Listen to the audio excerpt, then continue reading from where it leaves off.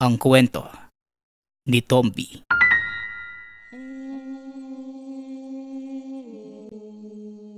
Ang kwentong ito ay hango sa totoong buhay.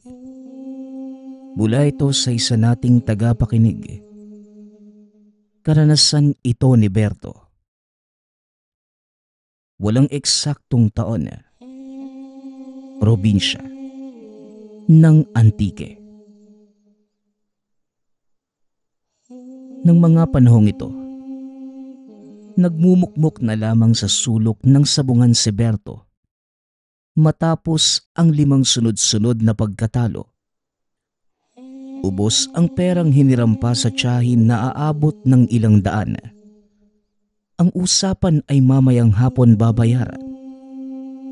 Subalit hindi ito ang pinoproblema ni Berto.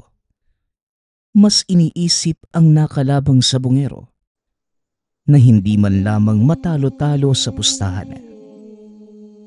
Malayong malayo ang mga manok dahil isang salpukan lamang ay bagsak na.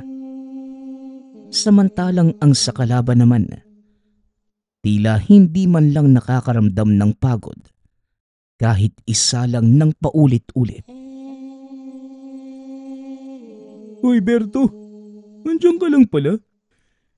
Hinahanap ka na ni Tia Inday. Nagtatanong tungkol sa'yo. Ano, may pambayad ka na ba sa kanya? Alam mo naman yung tiyahin nating yun. Hindi titigilan yung may utang. Eh sa dami ng pwedeng hiraman, sa kanya mo pa talaga naisipan. Oh, pag alis ko kanina talo yung manok mo ah. Eh sigurado naman sa tagal mo sa sabungan, nakabawi ka na. Hoy, grabeng pagmumukmuk naman yan. Parang nasa ibang dimensyon ka na. Hulaan ko na lang no. Talo ka. Sinasabi ko na nga ba eh. Sabong pa, Berto. Wika ni Pedring, pinsan ni Berto. Parehong mahilig sa sabong ang dalawang binata. Lagpas na sa kalendaryo ang mga edad. Kaya lang hindi nakapag-asawa kaya matatawag pa ring mga binata. Sa murang edad, natutunan nila ang pasikot-sikot sa sabungan. Dahil sabungero din ang mga ama. Matapos manalo ng malaking halaga sa unang pusta, ito ang nag-udyok sa kanila na magsabong ng magsabong. Pumabor sa panig nila ang swerte noong una. Ngunit nang sandaling lumitaw ang mananabong na nagmula sa karatig bayan, binagsakan sila ng kamalasan. Kahit anong manok, liit o laki ng perang ipupusta, palagi silang talo. Di naman pambayad yung pinoproblema ko eh. Pwedeng pagtrabahuhan yan sa nyoga ni Tia. Ang inaalala ko, paanong laging panalo yung manok ng kalaban? Kung tutusin, pareho lang naman yung manok natin at kanya. May bakbak, may binti, may mata, may balahibo. Eh pareho ring pinapatuka at inaalagaan. Pero bakit kakaiba? Yung sa atin, hindi nga aabuti ng 1 minuto pagkasalang eh. Tapos yung sa kanya, kaya hanggang huling laban. Paano nangyari yun? Sinong Diyos ang hinihingian ng basbas para swertihin ng ganun? Nang makasamba nga rin baka sakaling makabawi. Wika ni Berto. Pareho pala tayo ng iniisip, insan. Eh noon pa man, nagtataka na ako sa sabungerong yun. Isipin mo, magmula noong araw na dumating siya rito sa bayan natin, lahat ng magagaling na mga panabong dinali. Hindi lang ikaw yung sabungero na nagtataka sa nangyayari. Tugon ni Pedring. Wala talaga eh. 2 panabong na lang yun natira sa bahay. Umabot sana ng 12. Kaso, natalo lang natalo eh. Ititigil ko na yung pagsasabong. Ilalaban ko na lang yung mga natira. Uubusin ko na ng uubusin. Muling wika ni Berto. Pagkatapos ng pag-uusap, sabay na rin nilang nilisan ang lugar.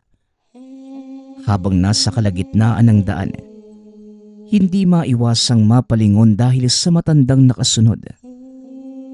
Unang beses pa lamang nila itong nakita. Hindi napansin kung kailan lumitaw sa likuran. Sinubukang baliwalain. Ngunit kahit saang daang lumihis ay nakabuntot pa rin. Insan, hindi na maganda yung kutob ko sa matandang yan ha. Niatraso ka ba sa tao para sundan tayo ng sundan? Kung kani-kanino ka kasi umuutang eh. Wika ni Pedring. Loko, Di ko nga kilala yan eh. Saka wala akong utang sa kahit na sino no, maliban kay Tia. Kalmahan mo lang insan. Baka sa patutunguhan din natin siya pupunta. Tugon ni Berto. itanong mo na kaya. Mabuti nang makasigurado kasi ilang beses na ring may nababalitang may patayan dito sa lugar. Kadalasan sa bungero yung nadadali. Tanungin mo na, para mawala na tong kaba ko. Ang kulit naman nito. Manong, magandang araw ho sa inyo. Huwag niyo po sanang mamasamain niyo itatanong ko ha. Napansin po kasi namin na sunod kayo ng sunod. Saan po ba yung punta niyo? O may sadya po ba kayo sa amin? Tanong ni Berto sa matanda. Tumigil naman ito sa paghakbang. Tumatawang humarap sa kanila. Bago ko sagutin ang tanong na yan, tawagin niyo na lang ako sa pangalang Tandang Carlito. Sa katunayan, ikaw Berto ang sadya ko. Ang bibilis niyo kasing maglakad, kaya hindi ko magawang makasabay. Kaya tahimik na lamang akong nakasunod. Tugon ng matanda na mas lalong ipinagtataka ng magpinsan. Lalo na si Berto. Ay nako, ito na nga bang sinasabi ko. Ang sabi mo kanina, wala kang atraso sa kahit na sino. Tapos, ikaw pala yung sadya na matandang to.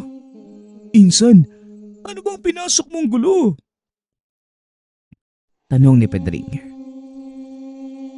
Iho, maghunos dilay ka. Walang atraso sa akin si Berto. May gusto lang akong linawin sa batang ito. Isa kang sabongero, tama. Sabongero na matapos makatapat ang dayong mananabong, sunod-sunod na ang pagkatalo. Nakarating kasi sa akin na nasa maayos na kondisyon naman ng manok mo. Pero luging-lugi pagdating sa bakbakan. Tapos kung sa iba ilalaban, nananalo naman. Dito lang sa dayo minamalas. Hindi ka ba napapatanong sa nangyayari? Tanong ni Tandang Carlito. Mahabang katahimikan ang sumunod na sinabi ng matanda. Nagkatinginan din ng magpinsan. Hindi inaasahang alam nito ang buhay sa bungero ni Berto. Manong, Tandang Carlito pala. Paano nyo naman po nalaman yung tungkol dyan? Sino namang nagsabi sa inyo? Hindi ko kasi kayo kilala eh. Nakakagulat na malamang may estrangherong alam yung pagiging sabongero ko. Tugon ni Berto. Muling tumawa ang matanda. Napatingin sa paligid. Naghahanap ng mauupuan sa tabi ng daan. Sinundan lamang nila ito ng tingin. Walang bales sa manok mo, Berto. Sadyang madaya lang yung dayong kalaban. Paano ba kasi? Sa halip na panabong ibang nilalang ang isinasalang. Walang laban ng anumang uri ng panabong sa ganitong halimaw. Kaya ka palaging natatalo kapag ito ang nakakaharap mo. Wika ni Tandang Carlito. Muling natahimik si Berto. Nakatitig lamang sa matanda. Habang si Pedring naman ay nasa tabi. Hindi maiwasang suriin ito ng tingin. Insan? Parang baliw naman yata yan eh. Pansin mo ba yung sinasabi niya? Ibang nilalang daw? Ano? Tara na nga. Baka naghahanap lang siya ng makakausap. Tapos ginagawa lang tayong katuwaan eh. Pabulong na wika ni Pedring na sinang-ayunan naman ni Berto. Walang paalam na tinalikuran ng dalawa ang matanda. Sa kabilang banda naman, hindi maiwasang mapaisip ni Berto sa mga sinabi ng matanda. May parte sa kanya na gustong paniwalaan, subalit naguguluhan sa sinabi nito patungkol sa binabanggit na halimaw. Isa pa, bigla na lamang itong lumitaw at nagpakilala sa kanila. Ano insan? Mas malalim pa sa iniigaban kong balon yung pag-iisip mo ngayon ah. Anong problema? Tanong ni Pedring. Ano pa nga ba? Yung matanda na nagpakilalang tandang Carlito. Alam mo, kakaiba siyang manalita, no? Sino kaya yun? Dugo ni Berto. Kakaiba talaga magsalita kasi nga baliw. Tignan mo nga yung itsura nun. Kulang na lang maging taong grasa. Hindi man lang nakapaghilamos ng muka. Mas mahaba pa nga yung balbas kaysa buhok tapos nangangamoy lupa. Hindi yata nakaligo. Huwag mo nang pansinin insan. Nagmamagaling lang yung taong yun. Siya nga pala. Tuloy ba bukas yung pagsasabong mo? Ano? Ilalaban pa natin natitirang manok mo? Oo, total. 2 na lang naman yung natira eh. Kapag naubos na, titigil na ako. Tumigil ka na rin ha. Wala na tayong napapala sa buhay nito eh. Talo palagi. Paano kung dayain natin? Kumbaga, sa kabila tayo pupusta. Sigurado naman na talo yung manok natin kaya diskarte na lang. Ang laki na ng perang nawala sa atin. Nakakasawa ng talo palagi. Sureball tayo rito, insan. Oy insan, dati ka bang siraulo? Mandadaya ka para lang manalo? Kaya minamalas tayo kasi kasamaan yung naiisip mo eh. Magtino ka naman. Hindi ka kaya nakakatulong. Ay naku, ikaw na nga tong binabahagian ng swerte. Inaayawan pa. Ibang klase ka rin. Kayang magtiis sa kamalasan. Bahala ka nga. Basta gagawin ko yung naiisip ko. Tignan lang natin kung hindi ka maiinggit. Pag-uusap ng magpinsan. Napabuntong hininga na lamang si Berto sa sinabi nito. Iniwanan niya si Pedring at nagpunta sa likod bahay upang tignan ang natitirang manok panabong. Isasalang ang mga ito bukas sa magaganap na sabong sa kabilang barangay. Huling alas ko na kayong dalawa. Kung matalo, wala na. Ay nako, bakit ba kasi akong palaging minamalas? Hindi ko tuloy maiwasang maniwala sa sinabi ni Tandang Carlito na hindi ordinaryong manok yung nakatapat na mga kapatid niyo. Paano namang hindi? Kung titignan manok lang eh. Ewan ko lang talaga. Basta, ubusin niyo na yung mga patuka dyan ha. Kasi bukas, huling laban yun eh. Uwi ka ni Berto habang nakatitig sa 2 manok panabong. Ngunit napapitlag din ito sa gulat nang lumitaw si Tandang Carlito.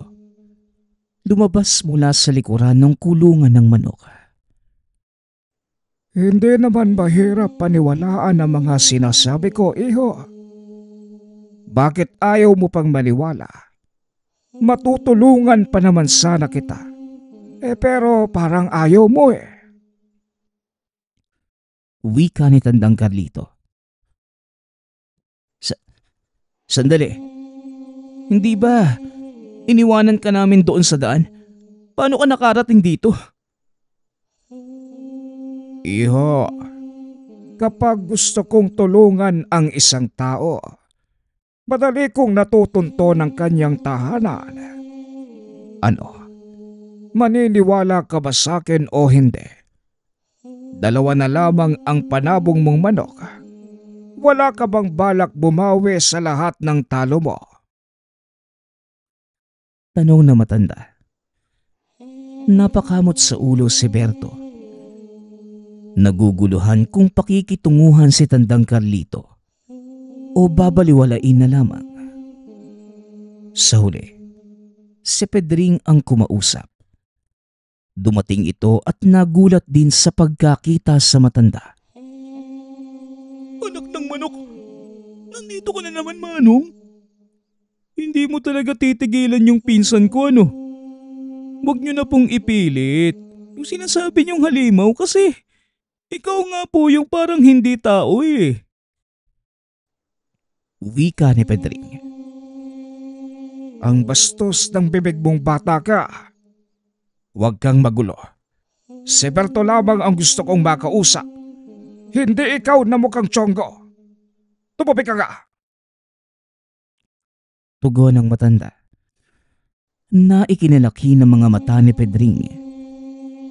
Gaganti na sana ngunit pinigilan ni Berto para hindi na humaba ang usapan.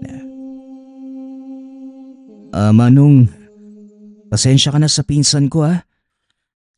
Pasensya na rin po kung hindi ko po kayo mapagbibigyan. Napaka-imposible po kasi nung sinasabi nyo eh. Isa pa, hindi po naman kayo naming kakilala. Bigla na nga lang po kayong lumitaw eh. Ang mas mabuti pa po siguro, bumalik na lang po kayo kung saan kayo nanggaling. Mauna na po kami. Wika ni Berto. Iniwanan nila sa likod bahay si Tandang Carlito. Parehong napailing dahil sa panggigiit nito. Ikaw, insan, huwag ka talagang maniwala sa ganyan ha. Lalo na sa panahon ngayon. Hindi natin alam kung ano yung tumatakbo sa isipan ng taong yun. Eh malay natin, kakuntsaba ng dayong sa bungero. At baka hindi lang yung manok mo yung madali, pati ikaw idamay pa. Babala ni Pedring. Oo naman, hindi ko lang kasi maiwasang maisip yung sinabi niya eh. Parang may kututuran din kasi. Nakita mo naman kung gaano kabangis yung manok ng kalaban. Parang hindi na normal yung atake.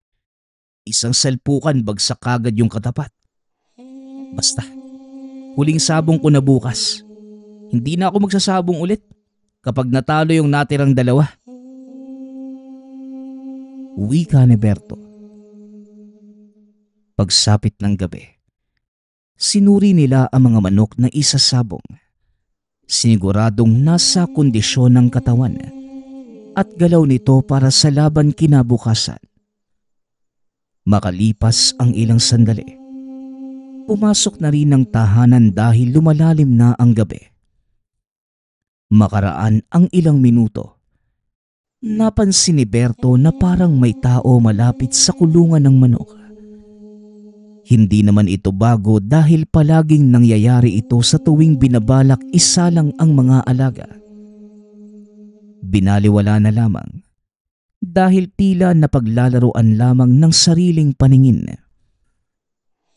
Dahil ang laging nangyayari, kung titignan, tila may imahe ng taong nakatayo sa gilid ng kulungan.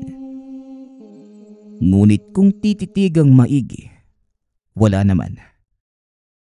Tuluyan na ring iniwanan ng pansin ng dinaig ng antok. Kinabukasan, naabutan ni Berto ang mga panabong na nangihina. Kagad nilabas sa kulungan at pansamantala munang pinakawalan. Sinabuyan ng patuka sa lupa. Nagsikain naman ang mga ito. Pagkatapos bumalik din sa kondisyon. Insan, may pera akong pampusta rito. Huling ipon pero bahala na. Isusugal ko sa manok mo. Batalo, manalo. Pero sigurado ako mananalo. Pero pupusta din ako sa kabila para may babalik. Wika ni Pedring. Natutuwa pa sa sariling naiisip. Sira ulo, pairalin mo yung pagiging madaya mo. Walang yumayaman sa ganyang pag-iisip. Magkape ka nga muna sa loob. May natitira pang tinapay at kape sa mesa. Mamaya na tayo lalakad. Wala pa namang oras eh.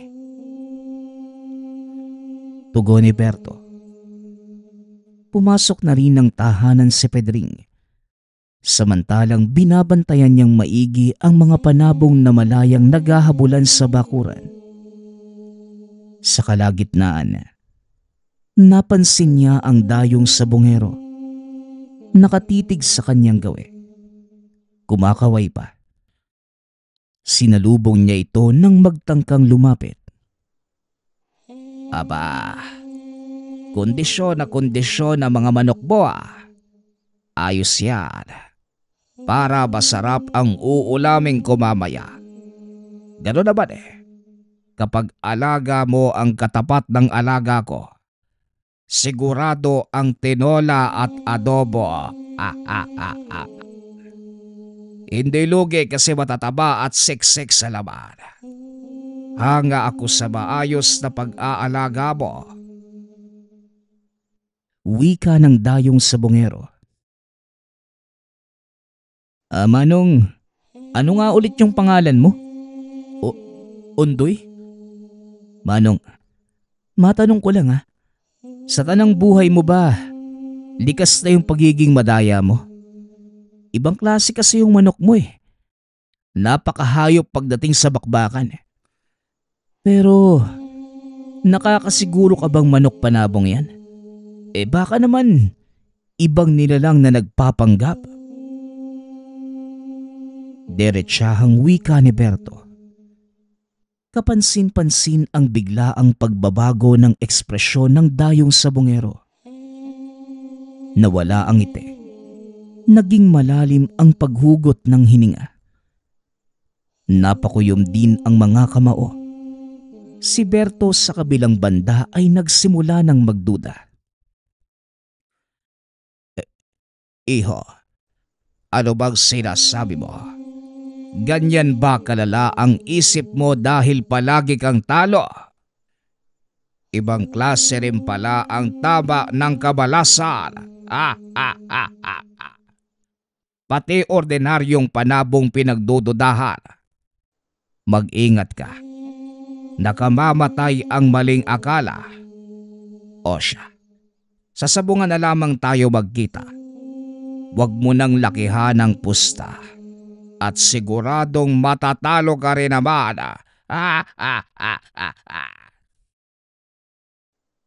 Tugon ni Undoy.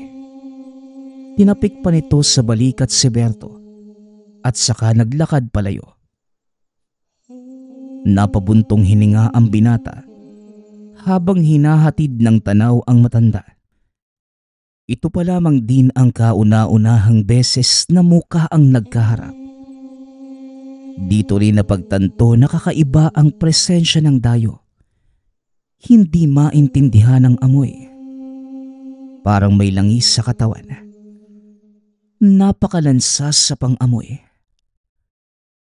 Insan, tara na. Malapit nang magsimula yung sabong. Isilid na natin sa bayong yung mga manok mo. Ito pala yung tari oh. Hiniram ko kay Mang Paulito. Ilang beses na nitong naipanalo yung laban ng mga manok niya. Matalim kaya siguradong kakapitan tayo ng swerte.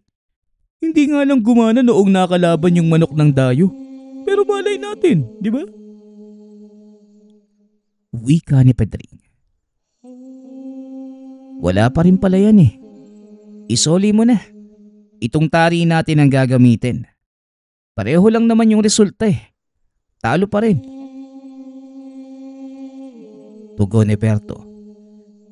Muling napabuntong hininga ang binata. Napadasal nang wala sa oras bago isinalid sa bayong ang dadalhing manok. Pagkatapos, nagpunta na sa sabungan. Pagkarating doon, kasalukuyan ang nagsisimula ang laban. Nanood muna sila dahil mamaya pa naman ang aktwal na sagupaan ng dalang manok. Kontra sa manok ni Ondoy. Wala rin kasing magawa dahil sa tuwing nagpapalista, sila mismo ang itinatapat sa dayong sabongero. Insan, diyan ka muna. Pupusta ako dun sa kabila eh. Mukhang malakas yung laban. Dito ka lang ha. Babalik ako mamaya kapag manok na natin yung isasalang. Pagpapaalam ni Pedring. Habang mag-isang naupo sa tabi, napansin ni Berto si Ondoy na nakipusta rin sa kasalukuyang laban. Bit-bit nito ang manok na ipangtatapat sa kanilang manok mamaya. Tinitigan niya itong mabuti. Habang tumatagal, tila nililin lang siya ng mga mata. Hindi na ito manok sa paningin.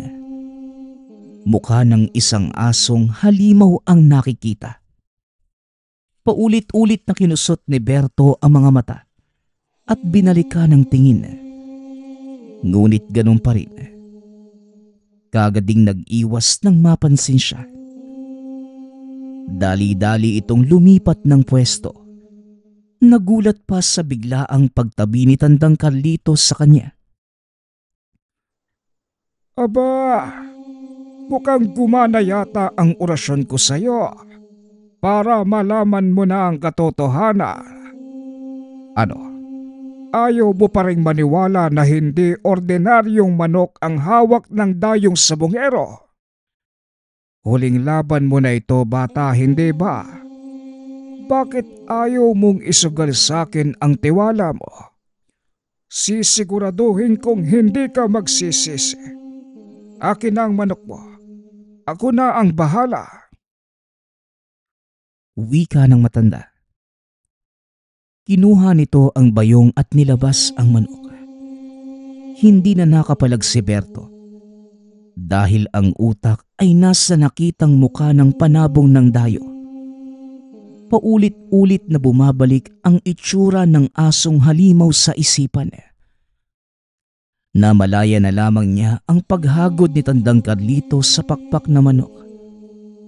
Pagkatapos, dinuraan ng 3 beses. Hinipan pa. Kumuha ito ng tila isang maliit na tari sa bulsa.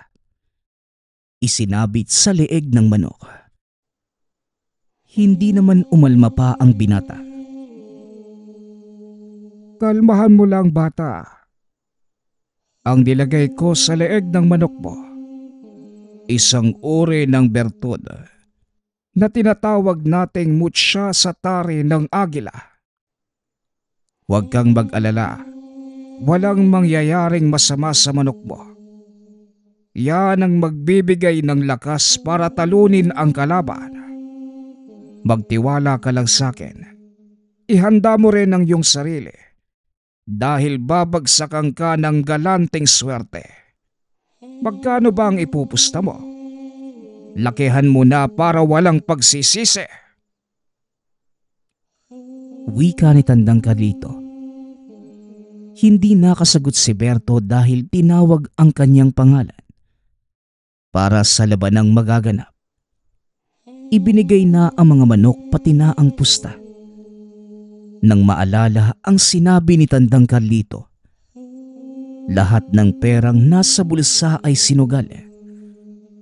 Hindi dahil naniniwala siya sa matanda, kundi iniisip na total huling sabong na rin naman. Nakita ni Berto ang malaking ngiti ni Ondoy.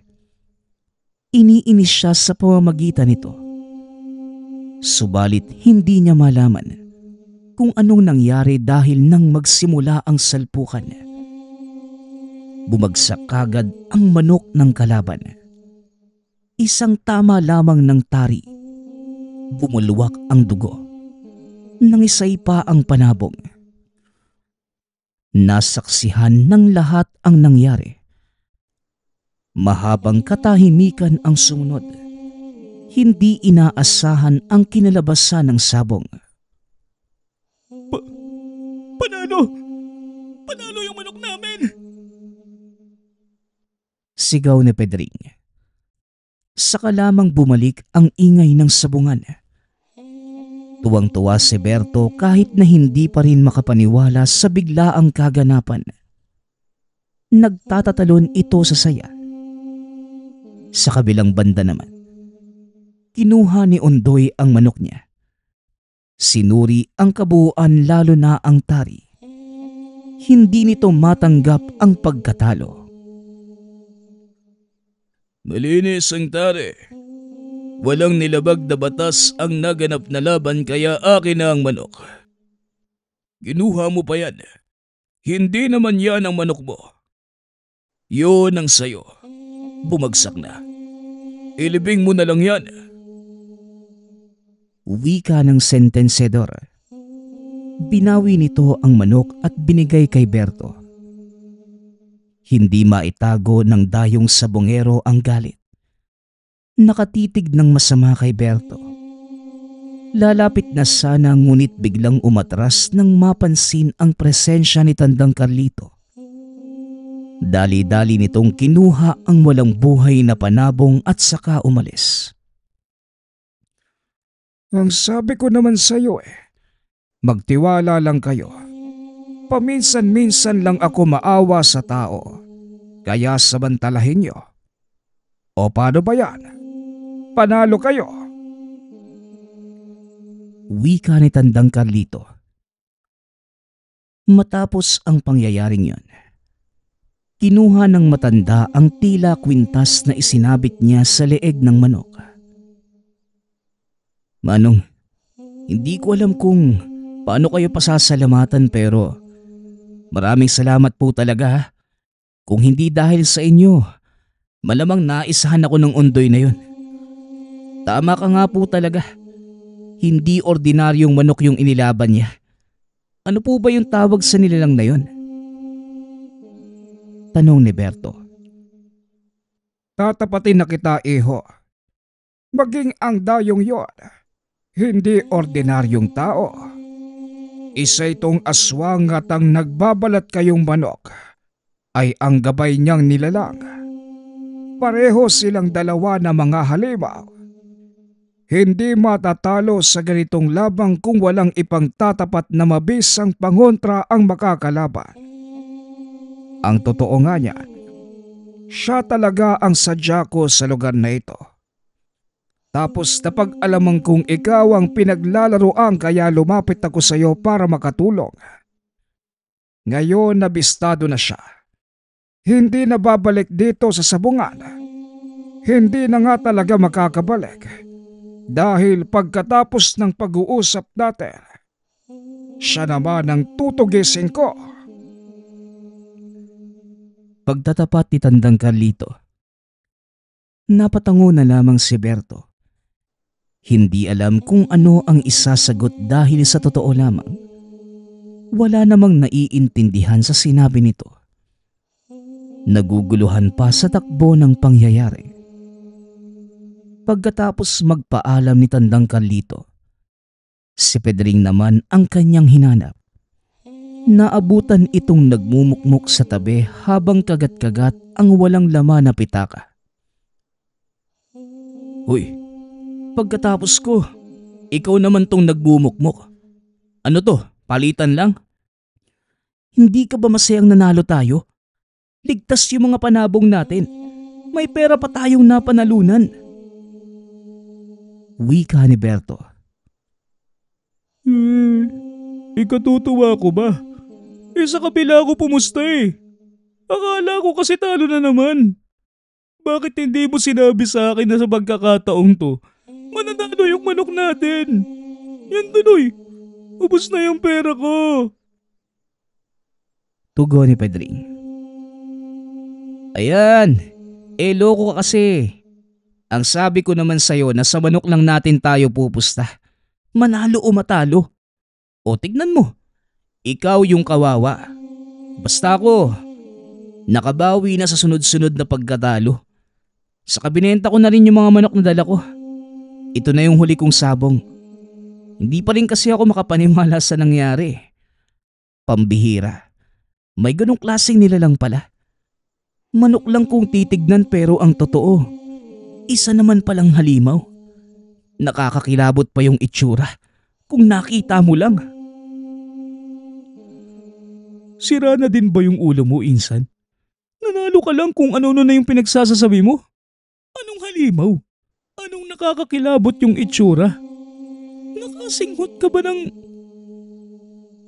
Wala. Umuwi na nga tayo.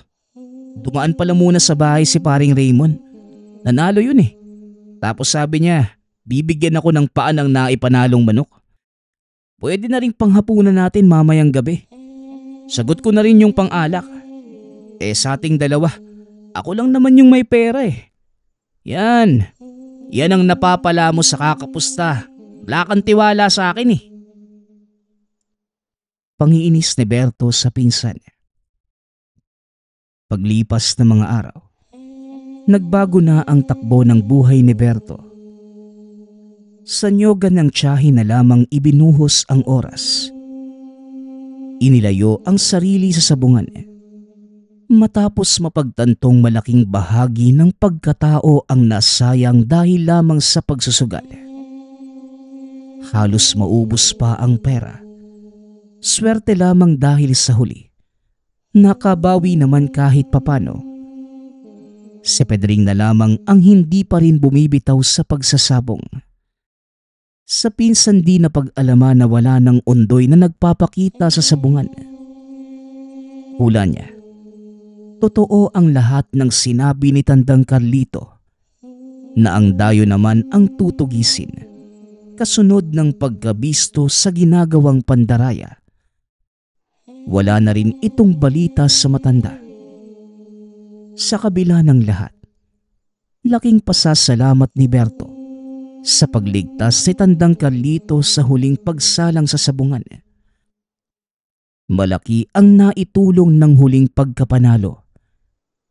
Nabayaran ang lahat ng utang, nakaipon ng kaunti. Kaya nga lang, meron pa rin siyang tanong sa isipan. Sino nga ba talaga si Tandang Carlito? Ang susunod nating kwento ay mula sa isa nating tagapakinig. Karanasan ito ni Jeff. Walang eksaktong taon. Siyudad ng Maynila. Laking probinsya ang binata.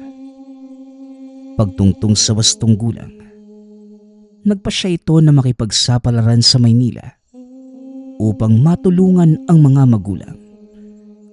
Hindi nakapagtapos ng pag-aaral si Jeff. Dahil hirap ang buhay, kahit anong trabaho ay handa niyang pasukan. Hindi madaling makahanap ng trabaho dito. Lalo na't wala itong diploma at napakaraming aplikante rin sa syudad. Kaya naman nang merong mag-alok ng trabaho bilang tagalinis ng isang establishmento, dali-dali niya itong kinuha. Hindi niya inaasahan na madaming dinagdag na trabaho na hindi konektado sa pinasukan.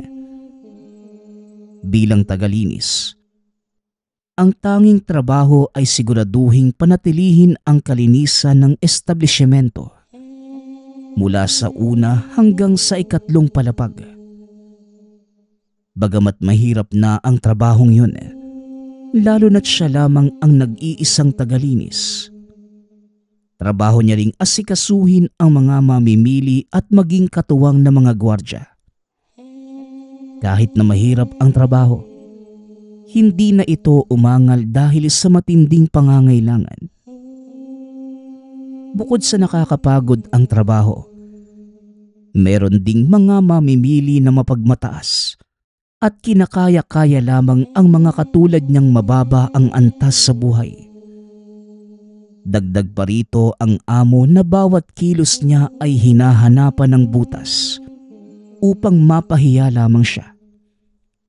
Hindi niya alam kung bakit siya ang pinagdidiskitahan. Kahit mahirap ang buhay, malayo sa pamilya, pagod sa pisikal at emosyonal na aspeto ay hindi pa sapat ang kinikita upang matustusan ang pangangailangan niya at ng mga magulang. Hanggang sa isang araw, pinatawag si Jeff sa opisina ng amo. Nadulas ang mamimili, gawa ng hindi napunasan ang sahig. Dahil dito ay napilitang magbayad ng danyos ang kumpanya. Grabing kapal pa ka naman oh. Napakasimple na nga lang ng trabaho mo. Hindi mo pa nagawa ng maayos. Alam mo ba kung magkano ang danyos na hinihingi ng napahamak mo? 15,000. Wika ng amo. Amo, hindi po ba 5,000 lang yung hinihingi niya? Tumahimik ka nga. Pasensya na ho kayo sir ha. Hindi ko naman po yung sinasadya. Pero sigurado naman po kung nilagyan ko yun ng paalala na basa po yung sahig. Sinasabi mo bang sinungaling ang mamimili? Nakasalanan niya kung bakit siya nadulas at nagtamo ng mga pasa. Ang galing mo naman para pagbintangan yung iba sa katangahan mo. Wika ng amo. Madami pang sinabi ito na panlalait sa kanya. Kahit hindi naman yon konektado sa nangyari sa mamimili. Pinalis ito ng amo sa opisina at sinabi nito na ikakaltas ang danyo sa sweldo. Nanlumo si Jeff nang malamang 15,000 ang ikakaltas. Kahit na sinabi naman ng katulong na 5,000 lamang yon. Ngunit dahil mag-isa lamang sa syudad, wala itong nagawa upang ipagtanggol ang sarili. Isang gabi habang naglilinis ay nagpaalam na ang mga gwardya sa kanya na mauuna na silang umuwi. Naiwang mag-isa si Jeff upang magligpit at isara ang establishmento. Habang naglilinis, napaiyak na lamang ito sa hirap ng pinagdaraanan at pasakit na dinudulot ng iba sa kanya. Makalipas ang ilang oras na paglilinis, hindi na ito nagpahinga. Dali-dali niyang niligpit ang mga gamit dahil gustong-gusto ng makauwi. Nang makalabas na ito at sinasara na niya ang lugar, nakita niya na tila may anino ng tao sa loob ng lugar. Mahigpit na ipinagbilin pa naman sa kanila na bago magsara, kailangang masiguro nilang walang tao sa loob kung hindi masisisante sila. Dali-dali niyang binuksan ang pinto. Pumasok sa lugar. Kung sino ka man, kailangan mo nang lumabas. Sarado na kami. Wika ni Jeff. Ngunit walang sumasagot sa kanya. Tumitingin-tingin pa ito sa paligid. Naghahanap ng mga tanda na mayroong tao dito. Ngunit wala siyang makita. Napag-isipan nito na baka guni-guni lamang niya yon. Kaya naman dali-daling isinara muli ang pinto. Kinabukasan, habang papasok pa lamang si Jeff, nakita niyang nagtitipon ang mga tao sa establishmento. Makikita rin dito ang ilan sa kapulisan na pinapaalis ang mga ito. Dali-dali niyang inalam kagad kung ano ang nangyayari. Nakita niya ang isang karumal-dumal na eksena. Isang lalaking nakahandusay sa sahig. Wakwak ang tiyan at nagkalat ang lamang loob. Sira ang mukha kaya hindi malaman ang pagkakakilanlan. Bumaliktad ang sikmura niya sa nakita. Makalipas ang ilang oras ay niligpit na ng mga otoridad ang eksena at nagpatuloy na ang buhay ng mga tao sa lugar. Nagpatuloy na rin si Jeff sa paglilinis. Buong araw ay nakarinig ito ng iba't ibang kwento patungkol sa nakita kaninang umaga. May ibang nagsasabi na maaaring meron itong kaalitan. Ang sabi naman ng iba, baka naman napagtripan lamang ng mga siraulo. Ngunit ang pinaka nangingibabaw ay ang kwentong maaaring aswang ang may gawa nun. Kahit galing probinsya ang binata, Natatawa ito na nagpapaniwala pala ang mga tao sa aswang. Kahit nasa syudad ang mga ito. Lumipas ang araw at muling iniwan si Jeff upang magsarang mag-isa. Habang tumatagal, naiipon na paunti-unti ang sama ng loob ni Jeff sa mga nang-aapi sa kanya. Minsan, kahit masama, iniisip niya kung pwede lang pumatay ay maaaring gawin niya ito. Ngunit kagad naman siyang bumabalik sa sarili. Nagsisisi ito na nagkakaroon siya ng ganong pag-iisip. Hanggang sa isang gabi, habang naiwan siyang maglinis mag-isa muli ay meron siyang nakilalang nakapagpabago ng buhay.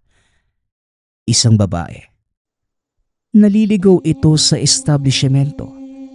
Habang nagsasara ang binata, nakausap niya ito at doon nagsimula ang kanilang pagkakaibigan. Gabi-gabi na nitong dinadalaw si Jeff sa trabaho. Nabawasan ang kalungkutan at hinanakit na nararamdaman ng binata. Bagamat habang tumatagal, unti-unti nang sumasaya. Dumarami naman ang bilang na natatagpo ang patay sa establishmento. Si Jeff pa nga ang unang naging suspect sa pagpatay. Dahil sa investigasyon ng mga pulis, napag-alaman nilang bago mamatay ang mga biktima, galing sila sa establishmentong ito bilang isang mamimili. Meron ding ilan sa mga biktima ang mga dating empleyado. Kaya naman idinidiin ng mga pulis na maaaring si Jeff ang pumapas lang sa mga ito. Ngunit makalipas ang ilang buwan na pagmamanman ng mga pulis, hindi nila napatunayan na si Jeff ang may gawa ng mga ito. Kaya naman humingi sila ng paumanhin at nagpatuloy na sa trabaho ang binata. Habang tumatagal ang panahon ay paunti ng paunti ang mga bangkay na natatagpuan hanggang sa tuluyan ng tumigil ang patayan. Ngunit meron pa ring mga nababalitang nawawala. Isang araw, nagulat ang binata nang makita niyang kakaiba ang kinikilos ng amo. Parang tuliro, hindi mapakali. Bago pumasok ng opisina ang amo ay nakita niyang merong sumunod. Ngunit sa sobrang bilis, hindi niya ito nakita. Sinundan niya ang amo. Nagulat nang makita ito sa kanyang opisina. Anong ginagawa mo dito? Lumayo ka. Ano? Ako na ba ang isusunod mo? Ha? Ako na ba ang susunod mong kakainin? Akala mo ba hindi ko alam kung sino ka talaga, Jeff? Kung nalinlang mo ang mga pulis. Pwes ako, hindi. Isa kang aswang. Wika ng amo. Tumahimik ka. Hindi ako aswang. Nag-aalala lang ako sa kalagayan mo. Dahil meron ako nakitang sumusunod sa'yo. Tugon ni Jeff. Hindi mo ako maluloko. Alam kong... Naputol ang salita ng amo nang biglang may malakas na kumalampag sa tabi ng opisina. Dali-dali silang lumabas. Prinotektahan ni Jeff ang amo. Hindi ko inaasahan na sa kabila ng lahat ikaw pa ang makakakita sa akin ng ganito. At ikaw pa ang tutulong sa akin. Pasensya ka na nga pala sa inasal ko noon. Hindi ko rin alam kung bakit ganon ang trato ko sa'yo. Huwag mo na pong isipin yun, amo. Ang importante, madala kita sa isang ligtas na lugar. Ligtas sa mga maaring makakita ng mangyayari sa'yo. Anong ibig mong sabihin? Matagal na ako nagtitiis sa lugar na to. Tingin mo ba, ganong kadaling magpatawad? Gusto ko na sanang tapusin ang lahat pero dumating siya. Nais kong ipakilala sa iyo yung kaibigan ko. Wika ni Jeff. Habang may unti-unting lumalabas sa dilim, tuluyang nagpakita ang isang nilalang. Hugis babae ito na merong mahabang buhok. Balot ng langis ang katawan at matalas ang mga kuko at mahaba ang dila. Dahan-dahan itong lumapit sa amo, kaya naman napatakbo ito. Marahas niyang binubuksan ang pintuan. Ngunit kahit anong puwersang gamitin ay hindi ito sapat. Naabutan na siya ng nilalang at pinaslang ito. Nagtalsikan ang dugo sa paligid. Walang humpay ang paghingi niya ng tulong. Buhay pa ito habang kinakain ng nilalang. Tinitigan niya si Jeff ng matagal. Hanggang sa tuluyan na itong namatay. O siya, mukhang napasarap yata yung kain mo, kaibigan. Liligpitin ko na yung kalat mo, ha. Sa susunod magdadala ulit ako ng pagkain mo. Paborito mo pa naman yung mga nang-aapi sa akin. Wika ni Jeff. Bagamat bata pa lang tayo, itinuturo sa atin ang magpatawad. Ngunit hindi lahat ay isinasabuhay ito. Kaya bago manapak ng tao, siguraduhin kung sino ang kinakalaban.